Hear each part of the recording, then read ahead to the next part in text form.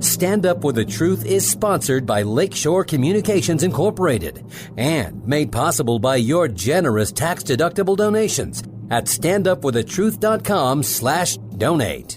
Fox News alert, and this is big. The Intercept reported moments ago House and Senate Democrats are planning to unveil new legislation later this week that would officially expand the U.S. Supreme Court by adding 4 new seats that would take it from 9 justices to 13 justices. The effort reportedly being led by House Judiciary Chairman Jerry Nadler and Senator Ed Markey. He's reporting that the Democrats will be introducing legislation to expand the Supreme Court from 9 members to 13 members, and that you and 2 of our members on this committee will be sponsoring that legislation. Is that accurate? Point of order, Mr. Chairman.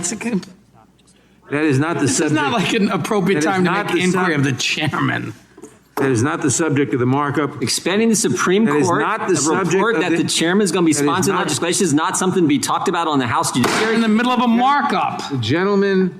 I waited till the bill was over and asked the chairman a question. If you don't think it's important about the Democrats trying to expand the size of the Supreme Court, pursuant to notice, I think that's a pretty important issue. Pursuant to notice, I now call up H.R. 40, the Commission to Study and Develop Reparation Proposals for African Americans Act, for purposes of markup, and move the committee report the bill favorably to the House. Can we take that as a no? You're not sponsoring that, Mr. Chairman? 2 really big stories in that clip. Welcome to Stand Up for the Truth. We're going to get to our guest, author Terry James, in just a minute. But 2 stories you just heard discussed.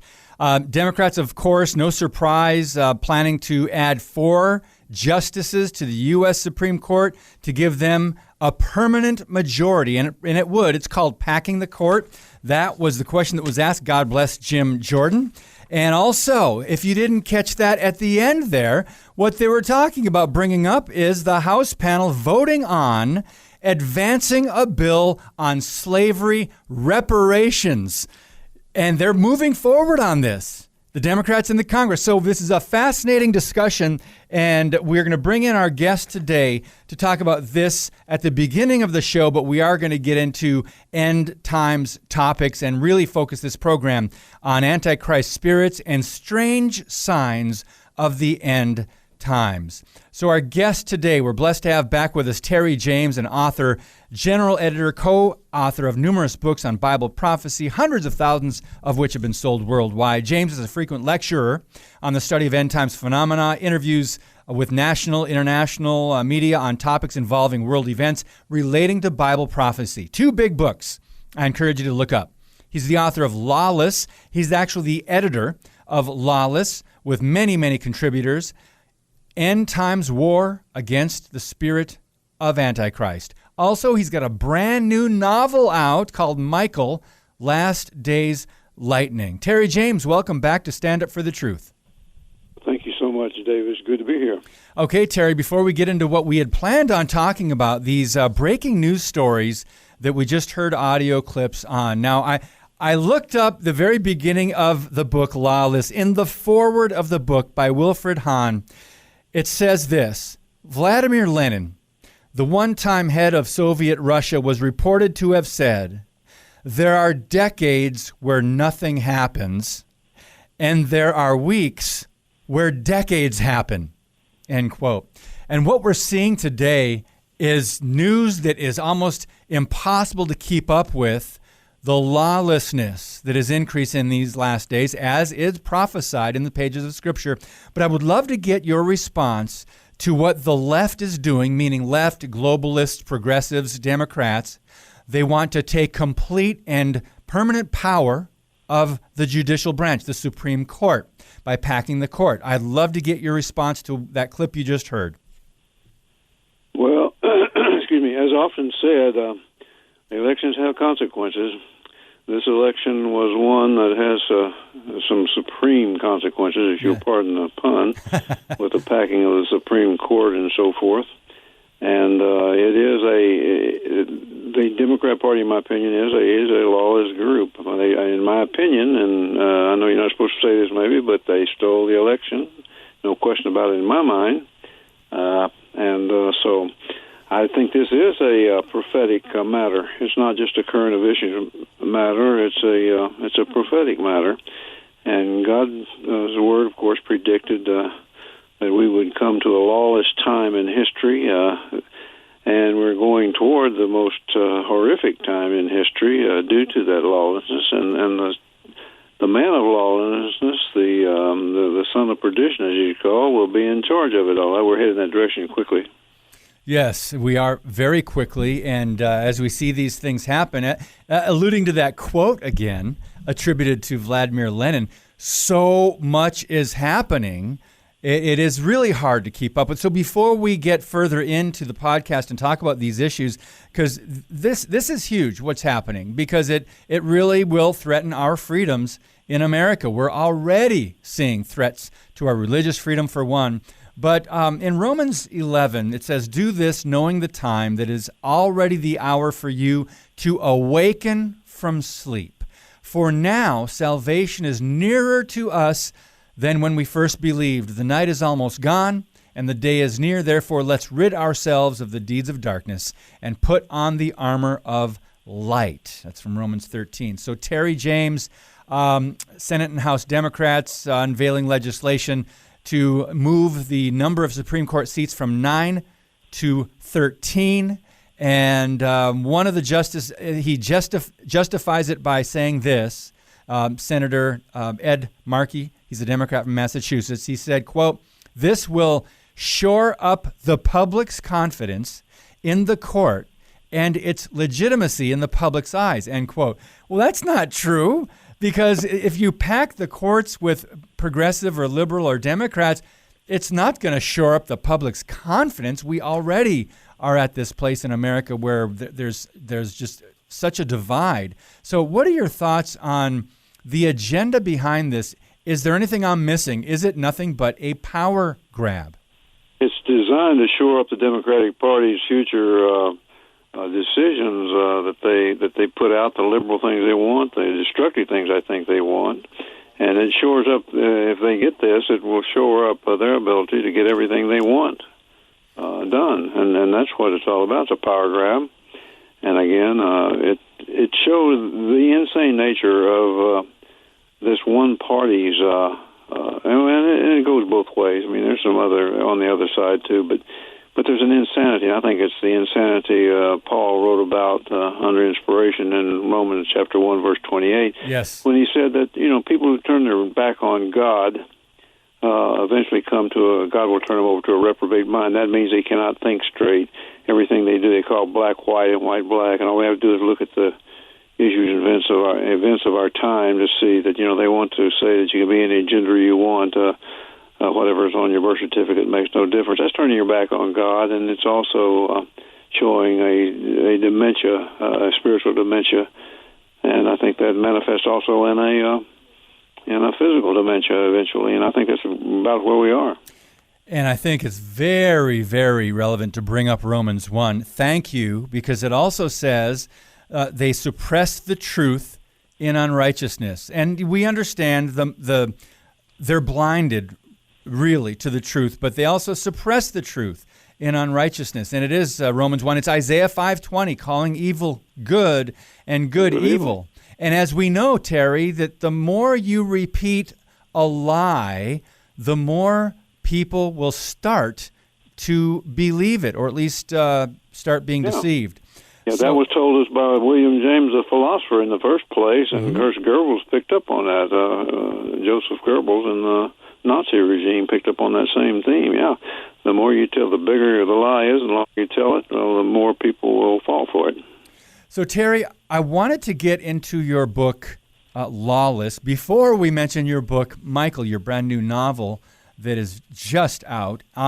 You wrote a fascinating article over at raptureready.com called Strange Stellar Signs, Eerie Earthly Signals. And this is by Terry James. You mentioned Luke 21, which, Mark 13, Matthew 24, a lot of parallels, a lot of things that are detailed in each of these three chapters on the signs in the end times. And one that is fascinating that you brought up, Luke 21, 25, and 26, signs in the sun and in the moon and in the stars and upon the earth, distress of nations with perplexity, the sea and the waves roaring.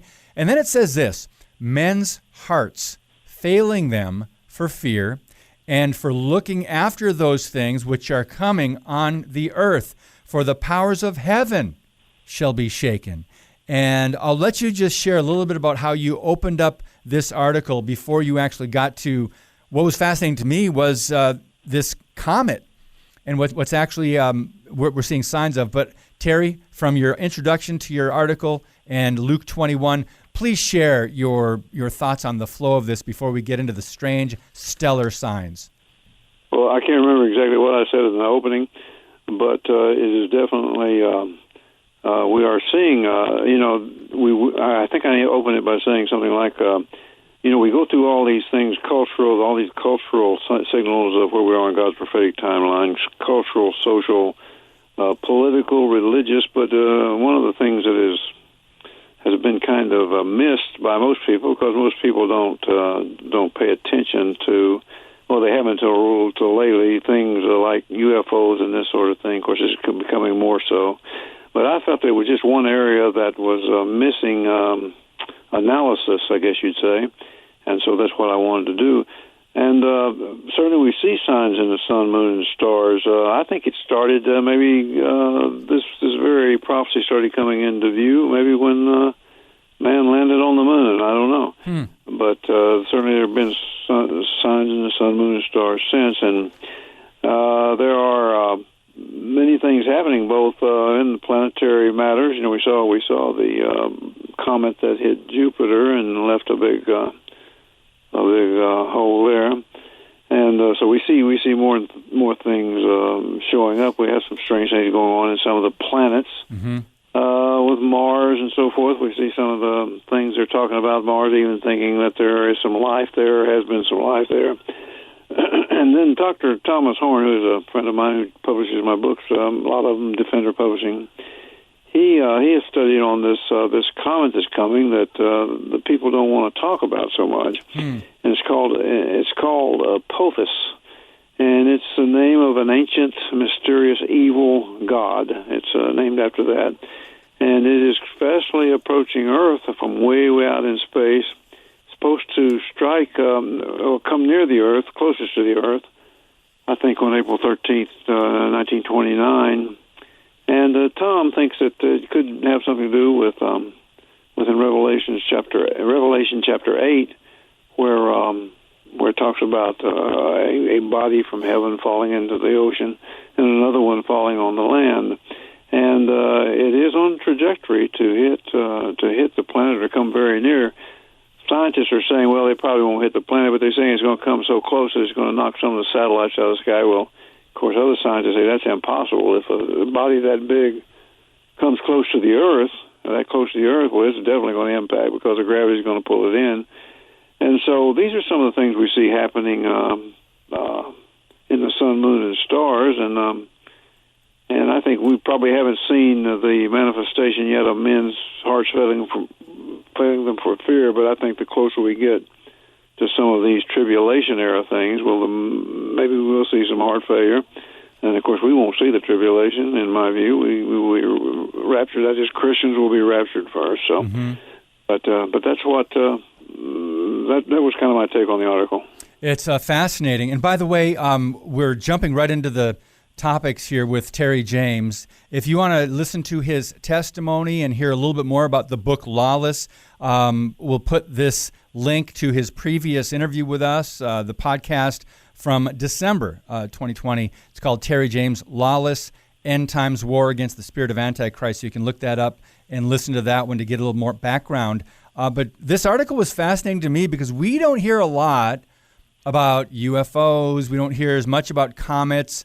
I think our media intentionally, because they know there are conspiracy theorists out there that take it way too far, and doomsayers, but yet there's some prophecy involved here that we are now seeing some signs in the moons and the stars.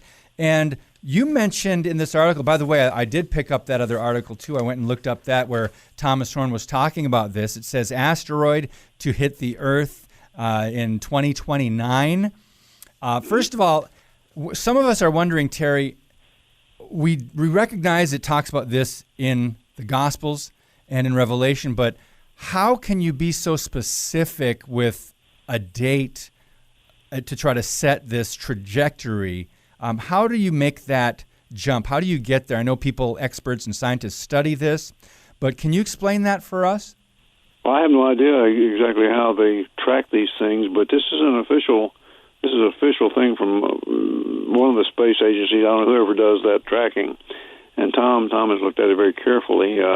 He hasn't set that date. That's the date they set. Mm-hmm. And he is just giving out he doesn't set dates either. He just says that that's a possibility in his view of Bible prophecy yet future.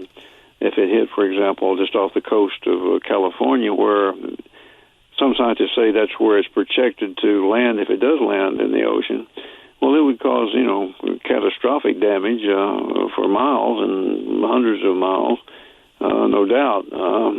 And it might even, it's such a heavy object and coming so fast that it might even crack the crust of the earth beneath the ocean, and we don't know what kind of thing that is on that whole area is pyrotechnic anyway. Mm-hmm.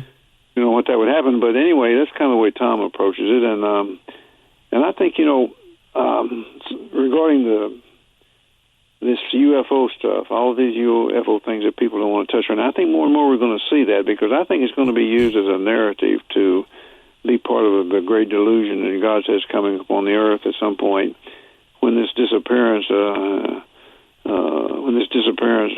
millions of Christians happen, mm-hmm. and they can't explain it. I think they're preparing for this through more and more talk of UFOs. I think we'll see more and more of that as being treated as a genuine news story. And I think, in my view at least, I can see where in Revelation chapter 13, when the false prophet calls fire down from heaven in front of the Antichrist, and all the world more or less is in awe and worships the beast. That is the Antichrist, because of all of this is going on. And I can see at that time them using that as a diluting factor to say that it's this fire coming down from heaven and our UFO brothers coming to make things right on earth. And I can see that. I can see that happening very plainly in my view. So I think that we're going to see more and more of that as time goes on, and we can be expecting the news media not to be so skeptical of it. I don't think they're skeptical anyway. They just go along with. They don't want to look too foolish. They already do, but they don't want to look any more foolish, I guess. They already do, big time. Anyway, Terry, news, right? It's fascinating that Tom. I just want to mention one more thing that he said, and then I want to go back to your article for a very encouraging point that's in the Gospel of Luke. Tom Horn said that I believe this. He's talking about the impact of this kind of thing to the earth. He said, I believe it's going to make coronavirus look like a walk in the park. On impact with the earth, the contagion that is going to be brought to this planet, I think that's going to be a trigger event that that ultimately leads to the mark of the beast. And that's what you just alluded to. Now, in your article, where we started off talking about that a few minutes ago, you started with Luke 21. So the Lord's telling a progressive series of end-time signals after his disciples say, when are the signs, or when will these things take place, they ask him. And one of the things that he said, Luke 21:28, when these things begin to come to pass, then look up and lift up your heads, for your redemption draweth nigh. So, Terry, what you write, what we try to encourage people, is that when these signs are happening, fear not, because they are prophetic, and we have salvation to look forward to, so it shouldn't be doom and gloom for us, but to those who do not know Christ, that's a different story. I hear the music. We've got to take a quick break. When we come back with author and editor Terry James, we'll jump into his book, Lawless, a little bit more. Also get to his novel, Michael, and also the list of resources, the R's, coming up on Stand Up for the Truth. Your monthly financial support of StandUpForTheTruth.com is needed and appreciated. Now, back to today's Stand Up for the Truth with David Fiorazo. Today our guest is author and editor Terry James, and we'll get to his book, Lawless, that he put together. last year, and then his novel Michael, which is brand new, hot off the presses. But Terry, wrapping up your article, and again, it's called Strange Stellar Signs. Luke 21, we just mentioned, look up when these things begin to come to pass. Look up, for your redemption draweth now. Let you wrap up your final thoughts on this. I wanted to say that word begin, and I said it in the article, is very important, because we have seen these things begin to come to pass for some time, which shows me that we are much closer to God's return, Christ's return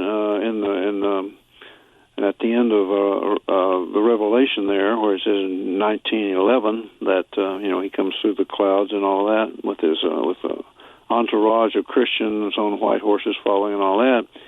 And so when things begin to come to pass, well, these things have begun to come to pass for some time now. So I think we can see that happen. And one other thing I want to talk about was briefly the UFO thing. Yes. When this false prophet calls people down, I believe that is it calls fire down from heaven, and people are led to believe it's people coming from space and all that. I believe that's chapter 12 of Revelation, when Satan and his angels are finally kicked out of heaven for good.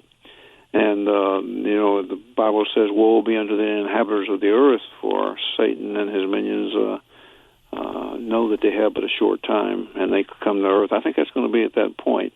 And so the whole thing works together in a very deluding way, I think, for those on the planet at that time when Antichrist, when the false prophet causes people on earth to worship Antichrist and his system of control or be killed. So those are things, I think, as reasons maybe some people's hearts are going to fail them for fear at that point. Well, understandably so, especially if you have no faith and if you don't believe in God, if you are not saved. All you have is this life, so anything that would threaten the earth or this life or your health, of course, will strike up fear. But I'm just one more thought on your article. It talks about the space rock. An asteroid is huge and might be on a trajectory that will bring it near the Earth.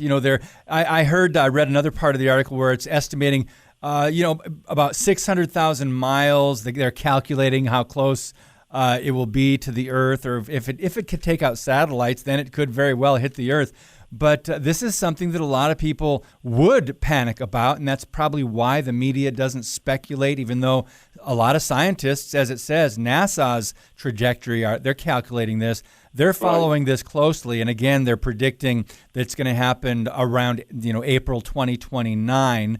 So it says, finally, we cannot tell you exactly where that trajectory will be. So we don't know for sure, but there's science that they're following to look into this. And so, Terry James, just wrap up the article. Final thoughts. Well, I think that, people's are going to become, and they're trying to avoid panic right now, so they're not talking about this. Apophis is called. That's what's been nicknamed. It's after an ancient evil god, false god, of course. There is not but one God. And so I think that the media right now is covering up to avoid any kind of panic, and I think they're probably searching for ways to deal with this. Maybe, they've sent people to asteroids recently or not people, but they've sent robots to asteroids to retrieve some chemicals in the Earth and so forth, in the asteroid, and supposedly return them and all that. So, and I've heard about them planning maybe hydrogen or atomic bombs on some of these things to blow them apart, but it seems to me that would just cause more problems than it would do good. Mm-hmm. But so I'm sure they're working on ways to deal with this. But God says in His Word that there's going to be a giant body land in the ocean and one on the earth, and of course that's what Tom was talking about.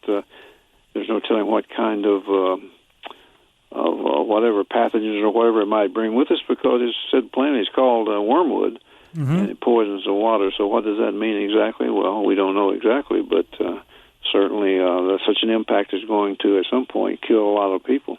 Yes, and Terry just referred to Revelation 8, 7 through 11, when it talks about the name of the star called wormwood, and the third part of the waters became wormwood, and the waters were made bitter. So you can look up that reference as far as anything else we just talked about on this article, Strange Stellar Signs. We have it linked up at standupforthetruth.com in today's podcast post. It's by Terry James. It's also available at raptureready.com. So before we get to the politics of climate change and a chapter that I found fascinating in your book, Lawless, we've been going through resources for friends and Christians and conservatives and people that just want to be informed and get news and get information from a biblical worldview and ministries and sources that we recommend. And now we are going through the alphabet. We are on the letter R, and Rapture Ready is in there, Terry. And this wasn't planned. You're on the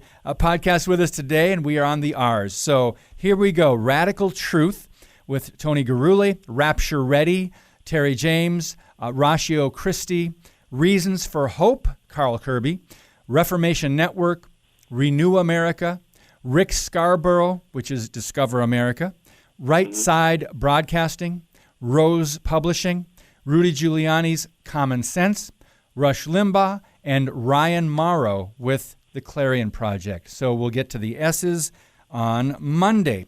Terry James, the book Lawless, many contributors, Jan Markell, Tom Hoffman, let's see who else, Wilfred Halm, Nathan Jones, Randy Nettles, Todd Strandberg, so many others, Mike Gendron. We've had several of these on our podcast. Reagan, yeah. David Reagan, yes, Jim Fletcher, Damon Duck. We want to go to Chapter 9. It's called Who Are the Real Deniers? And we're going to talk about the politics of climate change because I found some things fascinating that's actually on the UN, United Nations' own website. But it talks about, opens up the chapter, what's the most grievous sin one can commit? According to the climate alarmists, the most grievous sin is the denial that the earth is warming to unsafe levels because of our modern life. So you can read into that. Man is the problem, right? Man-made global warming. Ed mentions teenage activist Greta Thunberg, who joined those who were condemning skeptics with her outcry at the United Nations in 2019 saying, "How dare you? You've stolen my dreams and my childhood." Well, let's skip ahead now in this chapter, talking about the United Nations Agenda 2030. And boy, there's some things in here. Sustainable development is supposedly meets the needs of the present without compromising the ability of future generations to meet their own needs. And there's a list of 17 goals here in this chapter, Terry, that you put this together. Ending poverty and ending hunger, ensuring healthy lives, well-being for all ages, ensuring, quote, inclusive and equitable quality education, and promoting lifelong learning opportunities for all, achieving gender equality. Now, this is on the UN's website. Achieving gender equality and empowering all women and girls. Ensuring availability and sustainable management of water and sanitation, access to affordable, reliable, sustainable modern energy for all. It goes on in this list, reducing income inequality. This is on the UN's website, Agenda 2030. Definitely infiltrated with Marxism here in that worldview of Marxism. So, Terry, your thoughts on the fact that they don't even hide it anymore, that they just think if you do not go along with them, the globalist view of climate change, that man is the problem and they have all the solutions, right? That what we see here is stage setting for the coming Antichrist regime. Exactly. Paving the way, and that's exactly what's happening. This shouldn't surprise us, those of us who follow Bible prophecy, particularly from the pre-tribulation view of the Bible, which I believe is a correct one. And climate change is going to be the religion of this thing, and then that's going to be at the center. You know, let's preserve Mother Earth. That's going to be the whole thing. People, it shows, even though it shows right now that most people, a high percentage of people don't particularly care for it. They're going to build it up to that point that people are going to care, particularly when you see these things probably start to happen from space and so forth. But, you know, just the other day, maybe it was yesterday or the day before, this Project Veritas, these people who, you know, these people who film things inside, they get inside and they film these things, particularly on the progressive side, and they film these things, and they come up with statements by people that shows what they're really thinking. And Yep. a CNN guy that was he was a planner of some kind, and they filmed him saying that they did everything they could to win the election for Donald Trump, and it was all Donald Trump and how bad he was, and the Orange Man and all that kind of thing. And the audio actually said that our next thing is climate change. That's what we're gonna push next, and get everybody upset about is climate change. Well, they've been playing that audio, and that ought to tell us that behind all of this, and I believe it's a satanic thing. Satan's mind is at work, and masterfully so, and so this is all stage setting for his coming Antichrist regime. He doesn't know when it's going to happen, because he can't know the future, but he does know it's going to happen because God said so. And the only thing he denies is that he's ever going to go in the lake of fire. He still thinks he can defeat God, which makes him, I guess, the ultimately reprobate mind. Yeah, an ultimate optimist too, and reprobate mind. A little denial there, I guess. So Terry, we understand these things have been happening. You've been writing about it for years. The people we follow, the people we interview, and of course the people we hear writing about these things in the church, the evangelical community, Jan Markell, so many others. And we talk about these things, and we have for years. But now it just seems like within the last year, and now possibly longer now because of the big virus, the coronavirus, it seems like so many things are happening and coming together quickly. There's a convergence of signs that we're seeing, and it's not just America. This is globally. They're all reacting to this. The globalists are. They all have this plan. Part of that plan, we move now from the politics of climate change. The Green New Deal is another threat, another thing that they're pushing, that it's in your book, Lawless. In that same chapter, by the way, it's now advanced to the forefront in American politics. So, according to Wikipedia, the Green New Deal has proposed a package of the U.S. legislation that aims to address climate change and economic inequality. Mm-hmm. What does economic inequality have with the earth, the warming of the earth? That's what they want, a pure communist system. That's what works best for Satan and his minions, is a communistic system where one central authority controls all. That's who Antichrist will be. And wealth distribution is at the heart of all of this climate change business. They want American assets. And this all comes down to the very first signal that Jesus gave when his disciples asked him, what will be the sign of your coming and the end of the age? And deception is going to be the very first thing. And this is all massive deception upon on the people of planet Earth, upon non-believers, because believers shouldn't believe this stuff if they really study and pray. God will give them truth. But yeah, I think it's a wealth distribution and part of this climate change, Mother Earth worship, and all of this kind of thing. And it's a great deception. That's the very first thing Jesus said you had to look for, as deception, deceivers. Not only in religion, when he said, there'll be many false prophets, false teachers arise, but we look at the deception that's taken place over the past 4 years with this whole election process, one lie after the other. And Mr. Trump was exactly right. It's fake news. What is that? Nothing but deception and lies. And that has been forefront, and they've been caught at it time and time again. Yeah. By the way, I'm so glad you pointed that out. That's the first thing that Jesus said in Mark 13, Matthew 24, Luke 21. First thing he responded to his disciples when they asked for what will be the signs when these things are about to take place. He said, don't be deceived. See to it that you are not misled. That's the first thing he said. He warned them. Terry, we just have a few minutes left, and I do want to read something that was written about your brand new novel called Michael. It's from Dr. Tim LaHaye. He said, Terry James is not only a good author, he's one of the few who knows why this world is on the verge of self-destruction and what must be done about it. The reason he has a deep understanding of the end times prophecies of the Bible, both Old and New Testaments, for they alone reveal the wonderful plan that God has for the future of mankind today and for our eternal future. So a great word over on the page of your new novel, Michael, Last Days Lightning. Tell us about this. Well, Dr. LaHaye, Tim was a great friend of mine for many, many years, and he and I, we'd get together on occasion. I'd go down to the pre-trib conference, and he and all of us would get together, and we'd have a great time. And Tim said some very kind things about me. Of course, he died in 2016, 91 years old, I think. Wow. But we decided to go ahead and use this quote because he had endorsed several of my books, including fiction. And, of course, he and Jerry Jenkins wrote that great series, Left Behind series, that was so successful.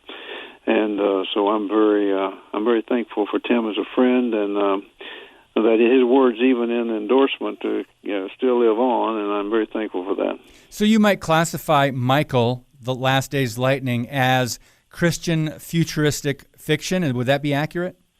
Yeah, I think so. Daniel chapter 12 tells us that in the last days, Michael, the archangel, will stand up for Israel. And I think we're here. It's fascinating. And it says, he told Daniel to close, the angel told, Gabriel told Daniel to close up the book until the time of the end, because Daniel wanted to know when all these things were going to be. He was curious. And Daniel didn't get to know. He just said, close up the book until the time of the end, for then it will be open. And Michael, the archangel, will stand up for your people, Israel. And so that's what this is about. It's kind of, because we see all these other things developing everywhere you look on the prophetic stage setting for the coming tribulation era, and of course for Christ's return.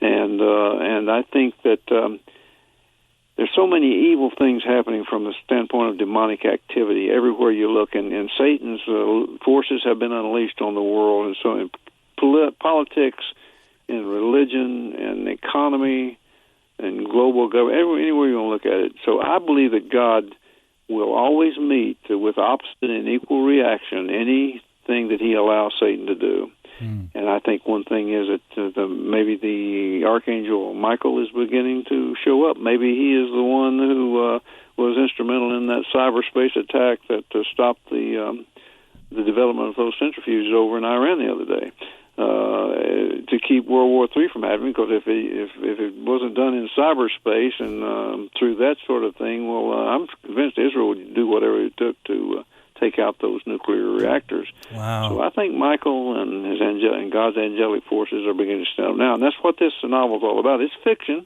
yes, but it's based upon, and I think it's a story that people will entertain, but it also has a lot backed up by a lot of biblical truth and a lot of technology, a lot of deep state type fictional accounts in my own mind that have been going on, and so I think they found it a kind of like a geopolitical, international intrigue type thriller. I hope that's what they find out, as well as a biblically based fiction. You can find the book Michael, Last Days Lightning, on Amazon, but also at raptureready.com.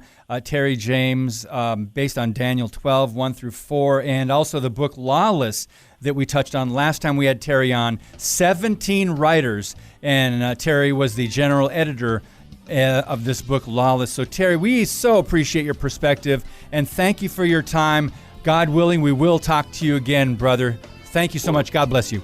Thank you so much. Bye-bye. Thank you. When we come back, we'll talk about some recent articles and recent news stories to wrap up the week on Stand Up for the Truth. Keep it right here. Thank you for listening and sharing today's show via standupforthetruth.com/podcast. Now, back to Stand Up for the Truth. Here's David Fiorazo. We're back talking about a couple news stories now, and Terry James alluded to the fact that James O'Keefe with Project Veritas is now banned. I believe Twitter took their entire account down. I think I just saw that headline this morning, and that will happen to more of us. But I just was handed this before the program today from the Epoch Times. Facebook and Instagram block users from sharing the New York Post report on Black Lives Matter co-founders' multi-million-dollar property purchases. Too late. We already shared that a couple days ago. Now we have to keep an eye on, did they delete those? Are they going to shadow ban those? Are they going to censor those articles? So I'm looking back to where we first shared it. And again, it's the New York Post story on the Black Lives Matter co-founders having $3.2 million in property. It's just astounding, the whole thing. But I'm looking for it right now, and boy, I don't see it. But that doesn't mean it's not there. Let me just look real quick. I'm scrolling the news feed to see if it's there. And okay, is it? Did they remove it? Wow. Okay, they may have removed that story. So again, this article says Facebook and Instagram block users from sharing the truth. It's a New York Post report on Black Lives Matter, the co-founders' multi-million-dollar property purchases. So let me go over to one other page here while I have your attention, because this is censorship, and don't put it past them. This is a true story. These co-founders literally own this property. You know what, guys? I don't see it. It's not on. I just went over to my personal Facebook page as well. It's gone. It is gone. I don't see it. Now, let me go over to the article on my website. That's going to be probably banned as well. Blocked. Again, this breaking story today. Facebook and Instagram are blocking actual news, not fake news. They're blocking news because it reflects negatively on Black Lives Matter. So let's just share with you a couple of the details. We talked about it a few days ago. According to reports, BLM raked in between $90 and $100 million last year. Now, they have over $1 billion since 2013 when they were founded. But the two co-founders, Patrice Kahn-Cullors and her wife, they are Marxists, they are lesbians, and they are BLM activists. They now own 4 homes worth over $3.2 million in the United States, and they're looking at a place, according to this report, in the Bahamas.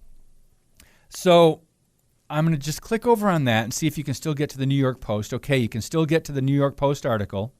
It came out on April 10. Maybe I didn't look that far back enough on my news feed.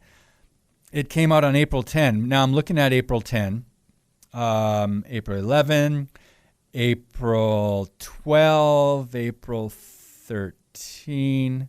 It's not there. It is blocked on Facebook. It was, and it got a lot of people, a lot of interaction on my author Facebook page and my personal Facebook page, and now it is gone.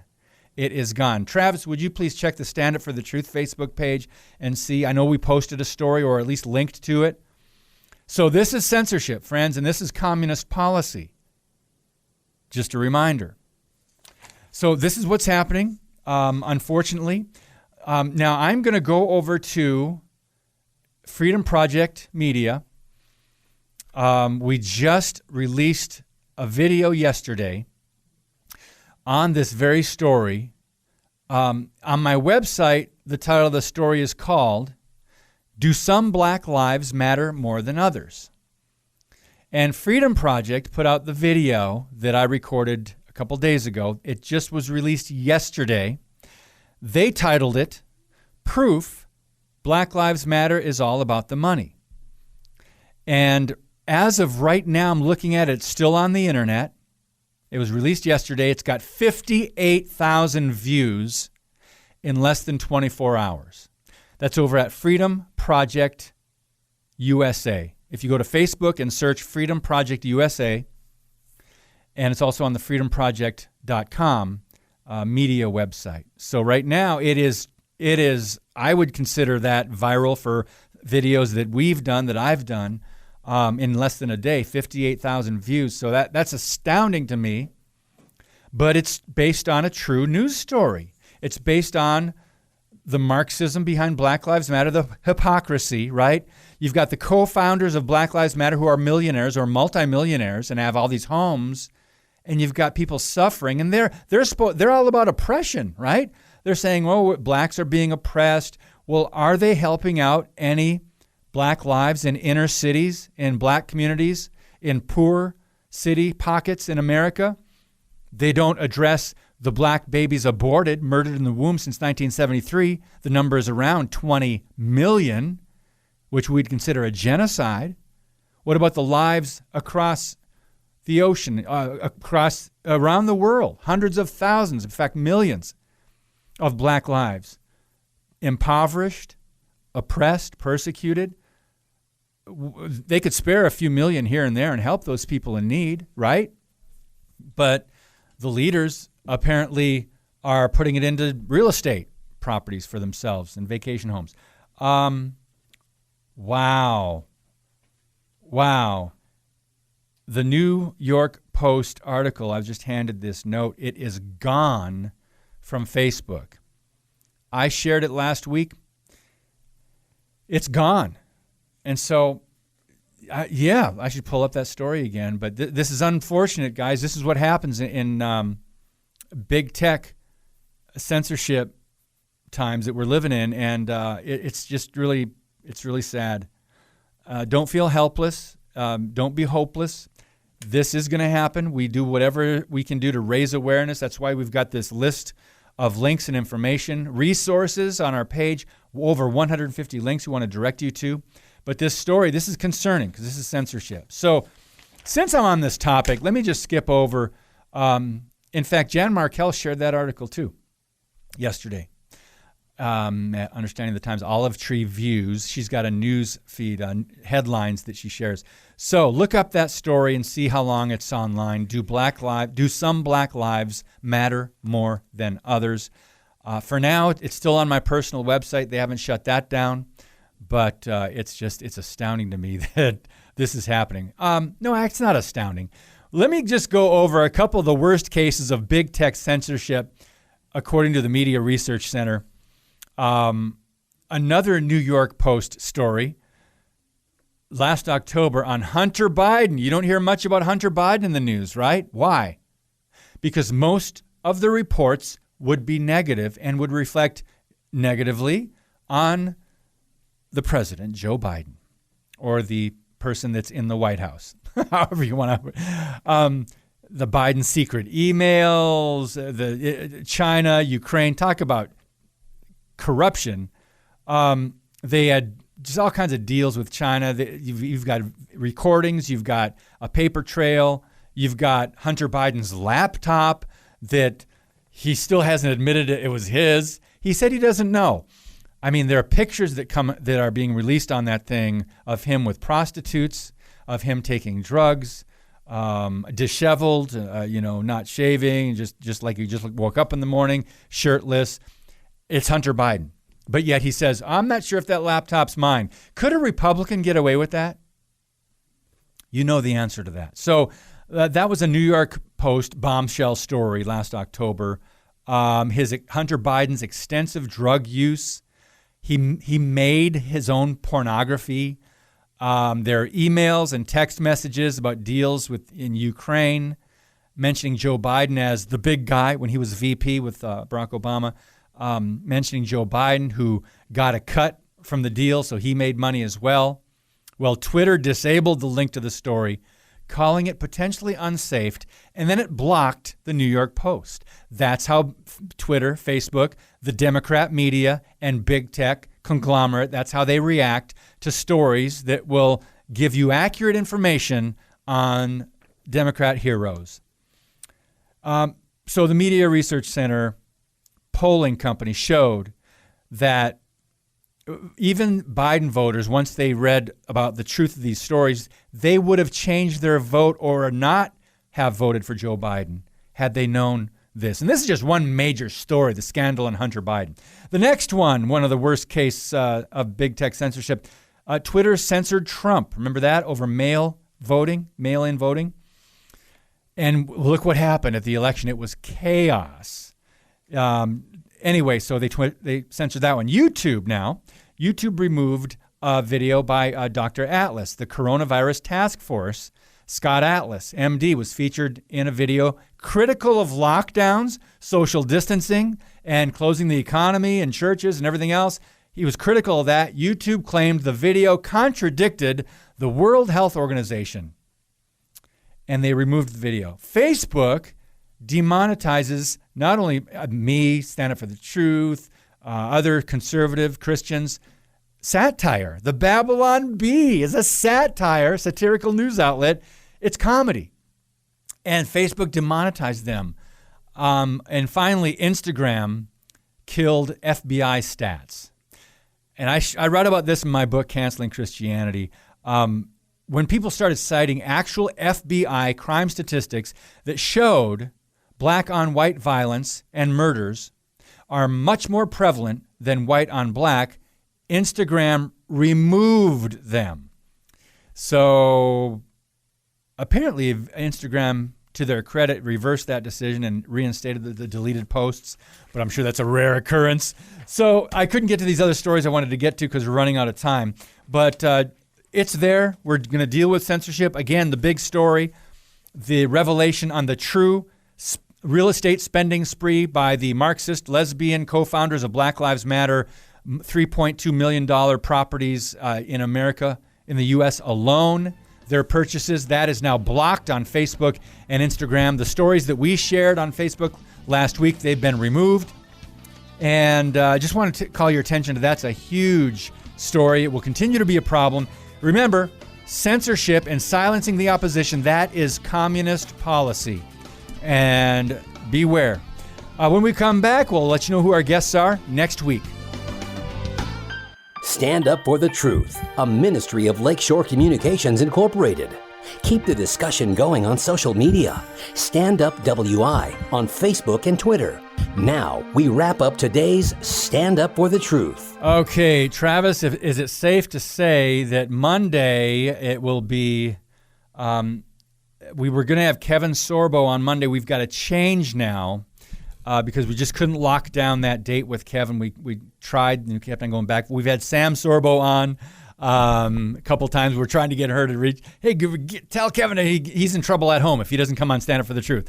But anyway, so we've got Dr. Corey Miller from Ratio Christi. We're going to talk about critical race theory on Monday. Tuesday, can't wait to get to Dr. Stephen Black. And he's got a new book out. He's a former homosexual. And he actually works, I think he's from Oklahoma. He works with, oh my goodness, Laura Perry, former transgender. We've had her on like 3-4 times. So Stephen Black on Tuesday. You will hear Elizabeth Johnston, the activist mommy, on Wednesday. John Leffler, Steel on Steel Radio. It's been a while since we reconnected with John. We're going to have him next Thursday. And then, gosh, it's been so long since we've had Julaine Appling on, the Wisconsin Family Council. She'll be on next Friday. Also, the following Monday, Shane Eidelman. And at the end of the month, we have our Q Drive. So if you'd like to pledge your support or even donate to our ministry, we have our fundraiser at the end of the month. It is a 3-day, April 27, 28, 29. We do this twice a year, and we are listener-supported. So this is what we do. We thank you for all the donations that have already come in. We are blowing past 60% of our goal, and we're 2 weeks away from our fundraiser, a week and a half. So thank you guys so very much. We've got donations coming in from different parts of the country. We appreciate being able to stream online at q90fm.com. That's how a lot of people listen to Stand Up for the Truth. So thank you guys. God bless you. Have a great weekend. And as always, keep speaking the truth about things that matter.